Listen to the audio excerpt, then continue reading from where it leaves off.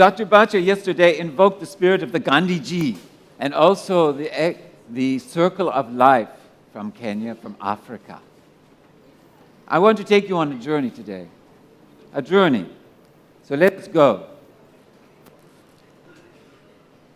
Under the heat of the midday Kenyan sun, I find myself sitting under a beautiful acacia tree, as one would do in the Masai Mara in Kenya.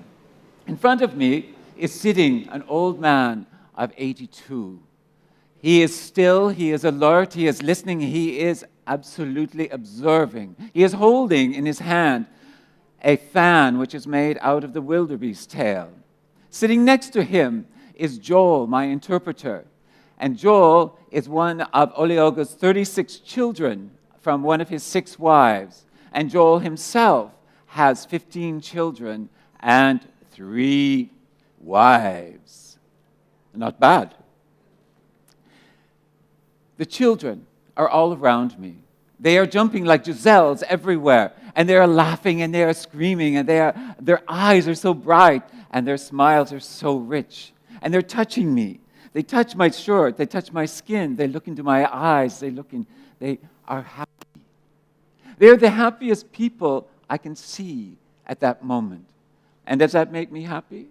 I'm absolutely in awe, but I feel at one, even though it's the first time I've been there, with the people, the land, and everything else that goes with it. These people, these children, have really very little. As we see in India also, a lot of children and nomadic children have not very much. They have donated clothing, they may have sandals, they may not. They also may have dripping noses, or they may have remnants of ringworm in their head. But they are not poor. They are the richest people because of the happiness that is exuding every single pore of their body. They don't have the Tata Nano, they don't have the Tesla, they don't have the latest gadgets that we have today, of the most beautiful iPhone or the iPad or the huge screen TV or the designer clothing or Bollywood, in fact. No, they don't have any of that.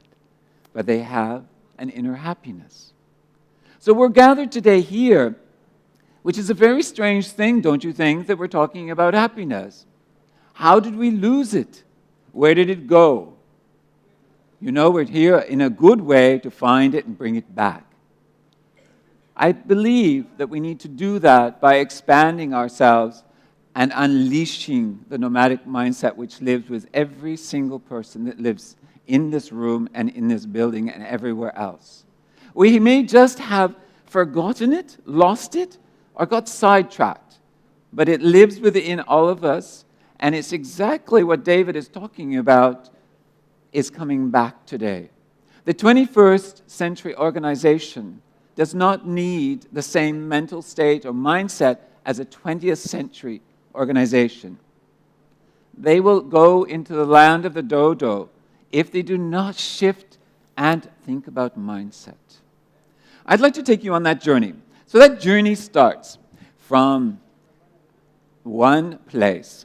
But first of all, you may think, well, what was I doing? Why was I there my first time in Kenya? I was doing research for my leadership book called The Nomadic Mindset, Never Settle for Too Long. And so that is, I believe that we've become too narrow and we need to become more expansive, not only as individuals, but as organizations and also geopolitically. As we can see, we are getting very narrow. We need to expand. That is our nature, is expansion. It is not narrow. So, what did I do? I visited a variety of locations in Mongolia and Kenya and also in Morocco. And I learned an awful lot about nomadic culture and rituals, which I was looking for behaviors and qualities and values that we can associate and bring to today. Actually, it's not really bringing, it's really awakening inside of us. So let's go on that journey. You ready to go on a journey? Yes, okay, good. All right. So the first step of this journey is awareness. I want to take you to a path, different paths that can take us there. Awareness, we've all talked about awareness in these few days. And awareness is extremely important. And it is something rare that we have. Have you ever had the experience of where you have felt that you are not very healthy in your body, in your mind, that you are not doing the right job for yourself, you've lost your purpose, that you just feel uncomfortable in what you do? Have you had that experience? Yes. That'll change for me on March 30th, 2017. I am visiting my mentor, Frederick Heron, for the first time. He lives in a beautiful black and white colonial home in Singapore. We're sitting out on the lounge, and I'm visiting him because I'm in search again of this wonderful inner theme. My inner theme or my purpose. What do I want to talk about? And I'm lucky because I'm talking about it now. But the question was, he said to me, like a good coach and a mentor and a leader, he said, what is this branding you're talking about as a global nomad? And so I talked to him about, it feels free, I like to go here, there, wherever. It was kind of, it was a spirit which was there, but it wasn't really harnessed in many ways. And then he looked up nomad, and then he talked about that, and then he asked me a variety of more questions and digging and digging and digging and digging and digging. And that's when I got richer and richer and richer, and I felt the light start coming out of me. And that was the most beautiful moment, because he then said, okay, if this is it, what is the book? You need to write a book. And I said, the book? What's the title? He said, I said, it's a nomadic mindset. And he said, well, now you have to do research. And I went, oh, research?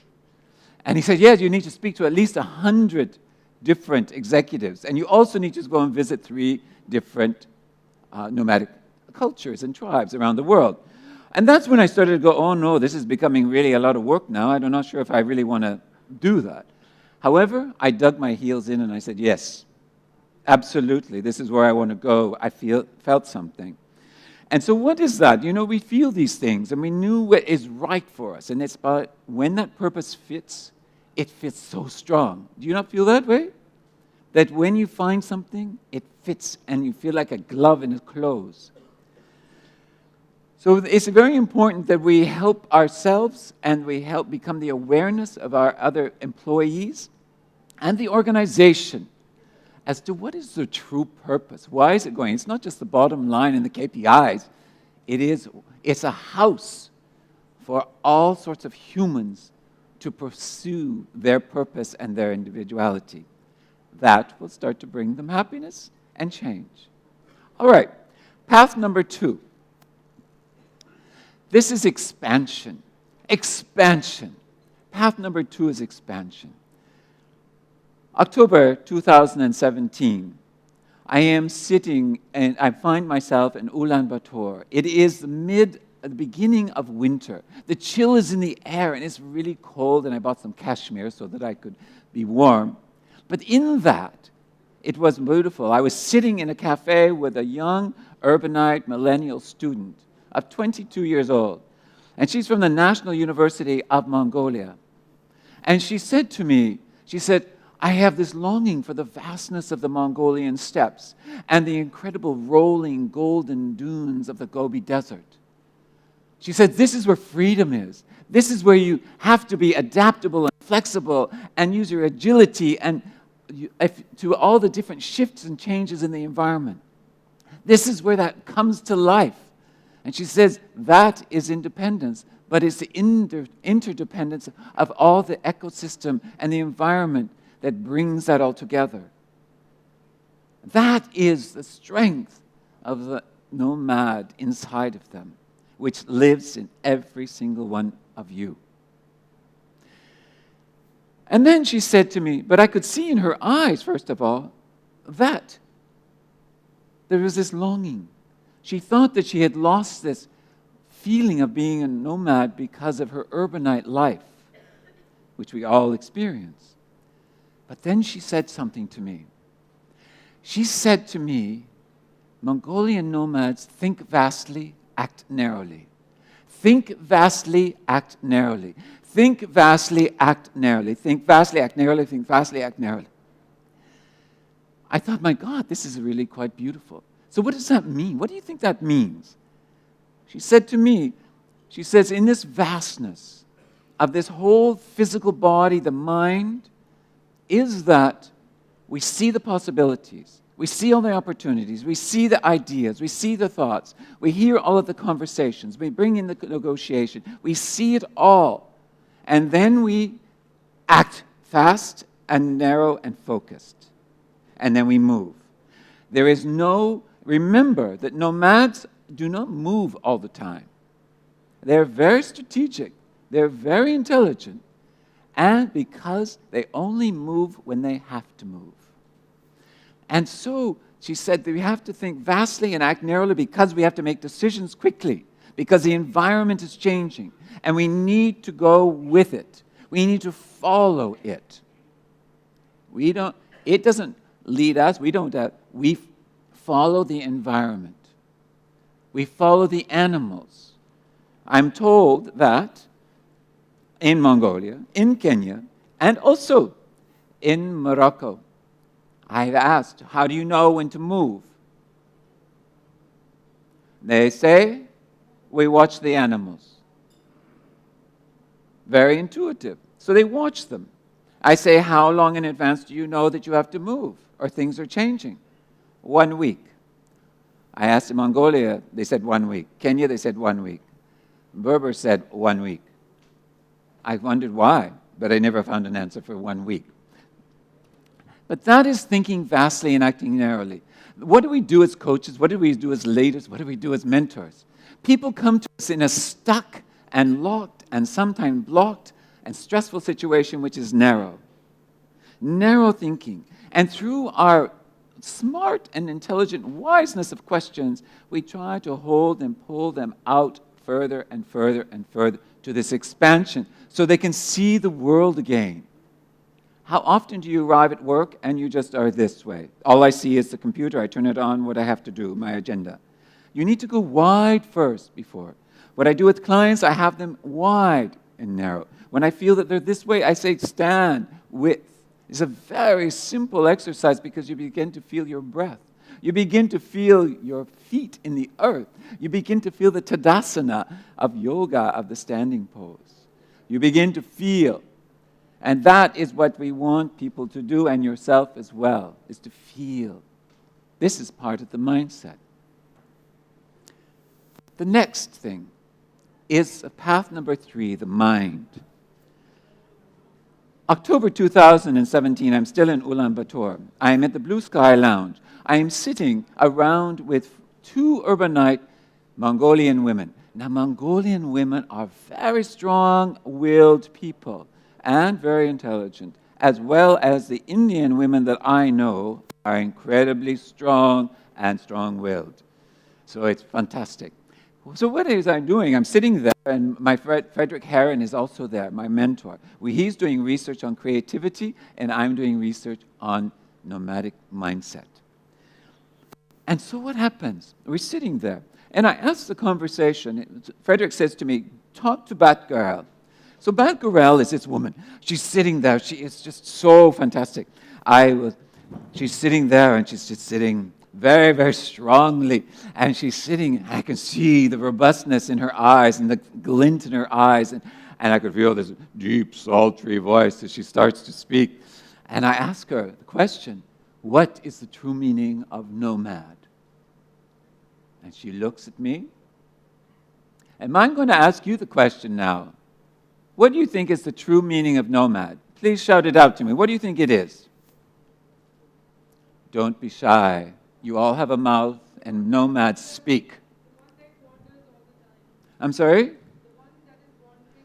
The ones that are wandering all the time. Keep the word ones and keep the word wandering. Thank you. She said to me as she sat there, she said, most people think that it means to move from place to find new pastures. That's what Wikipedia says. It also says the origin of nomad is nomas. Nomas is a Greek word, and it means to wander or to roam. It also means nomos, which means grazing or pasturing. What are we doing all the time? We are wandering. We are grazing. We are moving. We are finding new pastures to do our work in, to find new clients, new locations. We are wandering. This is nomadic. This is a contemporary nomad. And then, but I see in her eyes, and she says, no, it doesn't mean that. Do you want to know what it means? No? Yes. She says it means the movement of the mind. The movement of the mind, the movement of the mind. So the nomadic mindset is not about just simply moving from place to place. It is the moving from place to place in your mind on an ongoing basis to find new pastures, new ideas, new thoughts, new conversations, new relationships, all sorts of things. This is the movement. Remember something. We are human beings, and we move.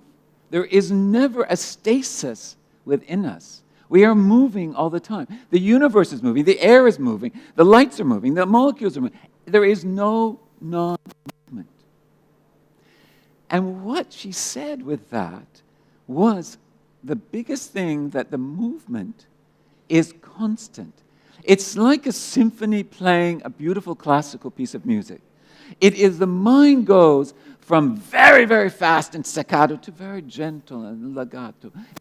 It goes through colors and textures and tempos and dynamics. And that's our mind.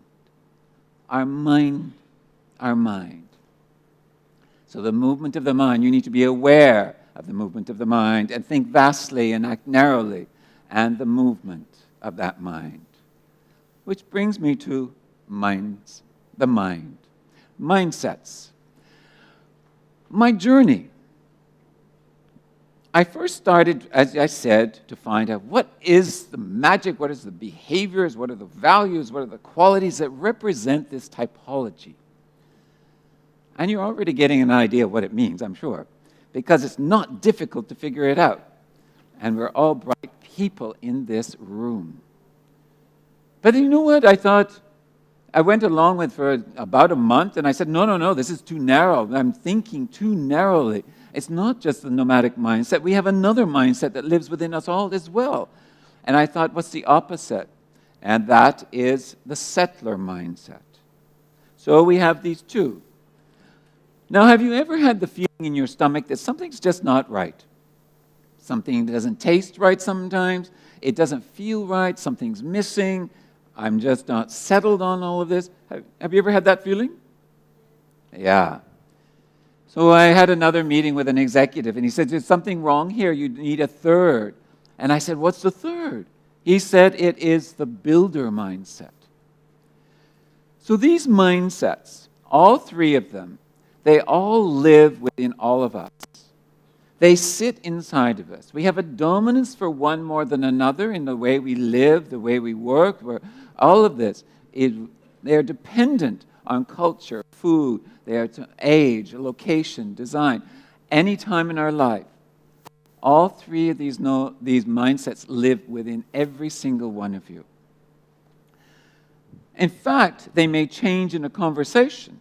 If somebody is talking in a very sort of nomadic way, that you may start in your mind to start putting some sort of structure to it and some sort of logistics to what is being said, and you feel uncomfortable if you are in a settled position because something is happening. So we have these three. They change. You can also see the evolution of an organization through these. Organizations today that are falling by the wayside and becoming dinosaurs have forgotten to move back into the nomadic thinking as the leadership. Leaderships need to have the right people with the right mindset in the right place at the right time. And that goes for teams and all organizations. It's not about only competency, talent, and skill. Something that just from my history, I come from elite sport, figure skating. Does anybody know what figure skating is in this room? Yes? I come from that. I was a figure skater, and I was an entertainer at some point in my life as well. But I became a figure skating choreographer for National World Olympic Champions, as well as a coach, and I also did very large productions and choreographed and directed them.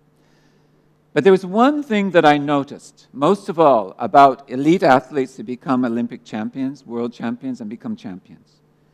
And I noticed that with all the incredible skill and talent that they practice and practice and practice and practice daily to do whatever they do, there's one thing that gets them to the top. What do you think it is? It's mindset. The mindset, if you can have all the talent and all of the skill and all of the competencies, but if you don't have that drive of the mind to get you there, it's not going to happen. It's not going to happen. The mindset is vital. So I bring that back to us here in this room. And that whole thing is that we need within the organization to have these three mindsets. Let me take you on a slight journey because I want to see if you can identify these three. All right. Imagine there is a desert. There is a desert in Rajasthan, correct? Is that a yes or no? Yes. Fantastic. So there's a CEO that has an event that's going to happen off into the desert. And in that desert, he says, we cannot get there by traditional Hummer or Jeeps or whichever. We need to go by camel, by elephant. We need to go by donkey. We need to go by horse. We need to go by any of the other modes of transportation. And so he says, I need 3 people to head up my team. 3 strong people. So he chooses 3. He goes to the first one. And the first one says, wow, it's a great project. This project is so rich, and you've done a lot of projects, but this one really, really is amazing. And you know that I've worked for this company for 30 years, and I'm incredibly loyal, and I love the company, and I spend all the time. You know that I've moved from one department to the next, and I have the institutional memory that has been going on through all of the different CEOs and all the different managers. I know what's going on. I believe my place is to stay at home base. And besides that, my family doesn't want me to go to a desert. They are actually afraid that what might happen to me, and I won't be in contact with them in the fullness of that. I need to have this staying where I am. I need to find this balance of being here with them.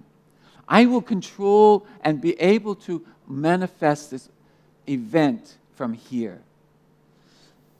The CEO says, I do actually need somebody to be there to hold the fort. So this is a great person. He goes to the next person. The next person says, fantastic, this is a great job. I love this job. You know that I have always done this type of job, and I find this is the richness of the place to go is because I know how to drive strategy. I can keep everything under budget, and I'm going to make sure that my teams that are underneath me that work day and afternoon and night until it's done. This is going to be my profession. This is good. I'm very strong and very attuned to understanding what is needed in this vision and following it. The CEO thinks, okay, this is great. This guy really has a God. He's going to be able to structure it. He's going to be able to feel it. He's going to be. But I do have to be careful because of his people skills.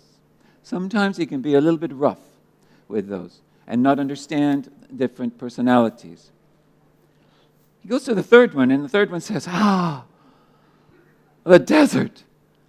My God, it's like an adventure. This is the best project that you could ever put me on. And I can see the different path roads. I can see the creativity. Once we get there, it's going to be magical under tents and a variety of different aspects that we can use and different water and how we can use and make this beautiful. I will make sure the team really works well and we have this cohesiveness. And we need to take different journeys. We need to be able to find different solutions for different things. I will be able to help this along because I don't have any fear of the desert. Nothing. The change in environment will be fine. I can just move and roll with the punches of that. The CEO says, cool, very cool. I've got 3 great people, and they can all play a role. I would like to show of hands, and I hope I can see. Come down here. The first person, would you say that mindset is nomadic? Is that builder? Is that settler? Yeah. How many yeses do I have? Hands, please. Only 2? 3? It's a yes. Okay. All right. The second person. Is that person dominant mindset? Is it a nomad? Is it a builder? Is it a settler? It is a builder, you're right. Thank you. The third person, then. The Tibetan lady. Sorry? The Tibetan lady. Yes, She's moving thoughts. absolutely. Moving the thoughts, absolutely. The third person, is it settler? Builder? Nomad? No man. Hey! Okay, so it's not so difficult. But when we are looking and thinking about organizations and people, we need to think about not just the skill and everything that is within that. We need to think of the mind. We need to think of the mindset. I rarely hear in any sort of HR conference that we're thinking about mindset. Your organizations need mindset to drive the bottom line, to drive efficiency, to drive excellence, to drive happiness. Because you are now fulfilling on what people love and do the best. If you put a nomad in a settler job, do you think you're going to get success? Probably not, because they'll be very unhappy, they will be very unruly, they will be depressed, they will not work. Right? If you put a settler in what is needed for the function of a nomad, would that work? No. But how many times do you think that you put people in the right place? Maybe most of the time, but sometimes not. So think about it. Allow that. So the mindset is extremely important. I leave you today with the understanding the nomadic mindset may be something that is not new, but it lives within every person, within every organization. But because of the history of industrialization, the history of commercialization, politics, we have become settled and builders with the few nomads. We need, in 21st century organizations, to shift that, asking for it to be changed, demanding it to be changed. I do a podcast called The Nomadic Mindset. It just started yesterday or last week, and you're more than welcome to join us. It's called The Nomadic Mindset.